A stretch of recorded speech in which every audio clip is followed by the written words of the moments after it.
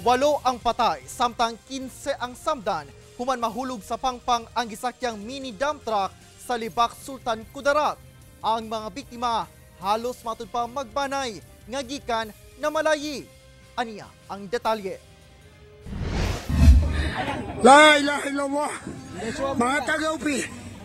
Nanglaray na sa daplin sa kalsada ang mga na-rescue nga individual nga sakay sa usa ka mini dump truck nga nahulog sa pangpang sa barangay Christian Nuevo, Lebac, Sultan Kudarat, banda 5:20 sa hapon adlong Miyerkules. Makita sab ang padayong pagtabang sa mga biktima nga gilayong gidala sa ospital.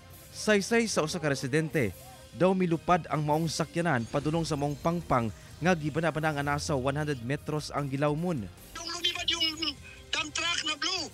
Kay kung natagilid lang, wala hindi maulog sa bangin. Mari siyang mabangga doon sa mga bato. Ang ubang mga sakay ni ini ang nangasangit sa kahoy. May nahulog. Mayroon naman na nakaano sa kahoy. Kasi malalim bangin yun eh. Napakalalim. Sa tala sa Lebac Municipal Police Station, anasa 23 ang mga sakay sa maong truck, lakip ang 38 anyos nga lalaking driver. Apan 8 sa maong ihap, lakip ang 14 anyos nga batang babayi ang gideklarang dead on arrival sa ospital. Samtang 15 ang samdan, lakip na ang driver. Ang mga biktima halos magbanay nga gikan sa usa ka pamalayi sa barangay Puloy-Puloy, Libak, Sultan Kudarat. Sa ilang pagpauli, na aksidente kini sa palugsong nga bahin sa kalsada.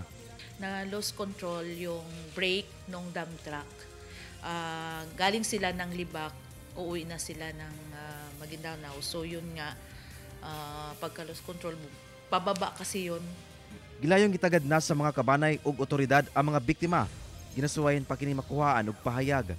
Samtang gibutyag sa PNP nga ang maong dalan nga gihitabuan, accident-prone area.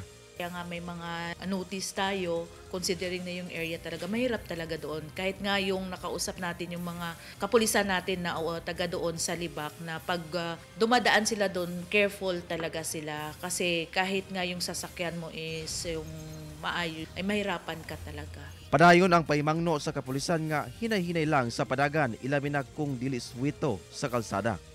Kauban si Bong Vicencio, Efren Mamak, 1 Mindanao.